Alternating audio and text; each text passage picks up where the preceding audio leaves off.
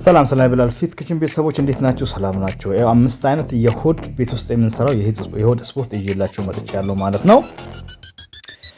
ይሄ የሆድ ስፖርት እንግዲህ ያው ይሄኛው እንደምታዩት እንደዚህ አድርጋችሁ ይሄ ትንሽ የትከሻ የእጅ ይሰጣችኋል እና እያንዳንዱን ስፖርት 15 አንዳንድ ዙር ብቻ ከሰራችሁ በቂ ነው።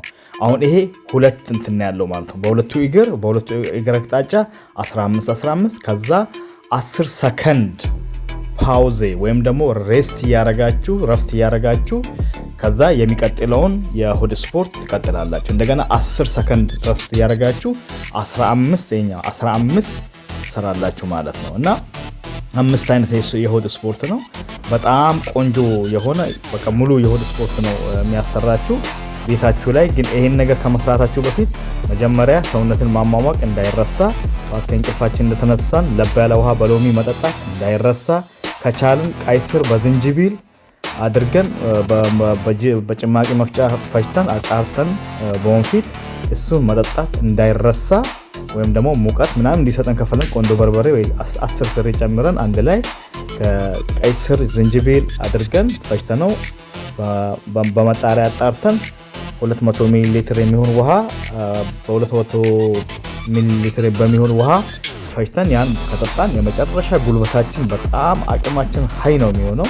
ይሄ ነገር እንዳይረሳ ጤናችንን እንጠብቅ፣ ራሳችንን እንጠብቅ ማለት ነው እና ስፖርቶችን ስንሰራ መጀመሪያ ራሳችን ዝግጁ ማድረግ ራሳችን ለስፖርቱ ዝግጁ ማድረግ፣ የምንወደውን ልብስ መግዛት፣ እጥቅ መግዛት፣ ስንሰራ ተስፋ አለመቁረጥ፣ ዲሲፕሊን እንዲኖረን፣ ትዕግስት እንዲኖረን፣ ትክክለኛውን የውፍረት ቅነሳ ለመቀነስ ስንፈልግ፣ ትክክለኛውን ተክለ አቋም ለማምጣት ከፈለግን ትዕግስት ያስፈልጋል።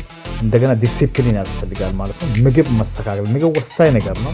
ምግባችን ማስተካከል አለብን ማለት ነው እና ያው ይሄ ቤት ውስጥ የምንሰራው ስፖርት ነው፣ የሆድ ስፖርት ነው እንዳልኳችሁ። ስፖርት ቤት የምትሄዱ ደግሞ ይህን ከሰራችሁ በጣም ውጤታማ ትሆናላችሁ ማለት ነው። ይመቻችሁ። ቪዲዮውን አይታችሁ በቪዲዮ ልክ በዚህ ልክ ስፖርታችሁን ስሩ። ያነሰ ጎደል ነገር ካለ ከቪዲዮ በታች አስቀምጡልኝ ማለት ነው። እወዳችኋለሁ። መልካምን ሁሉ ተመኘውላችሁ። መልካም ቀን